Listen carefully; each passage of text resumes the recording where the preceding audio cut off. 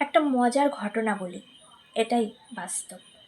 যখন স্বামীর কাছে টাকা থাকে না, তখন তার পাশে তার স্ত্রী এবং তার বাচ্চাটাই থাকে। না তার কাছে কোনো তার ফ্যামিলি থাকে, না বাবা মা থাকে, না আত্মীয় স্বজন থাকে। কিন্তু যখন টাকা আসা শুরু হয় বা টাকা আসে, তখনই তার মার মুখ থেকে কত মিষ্টি মিষ্টি কথা বেরোবে, তার ভাইয়ের মুখ থেকে কত বাহবা বেরোবে, তার ভাইয়ের ছেলে এসে কাকা কাকা বলে পাগল করে দেবে। কিন্তু সেই স্বামীটার কাছে তার বউ বাচ্চার কোনো মূল্য থাকবে না।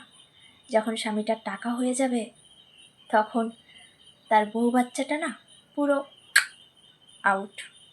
এটাই রিয়েলিটি, এটাই বাস্তব। আপনি একটু ভেবে দেখুন, আমি ভুল কিছু বললাম নাকি? ঠিক। আরে, ব্যাপারটা কেমন হাস্যকর না, যে টাকা হয়ে গেলে বউ বাচ্চার কোনো দাম থাকে না।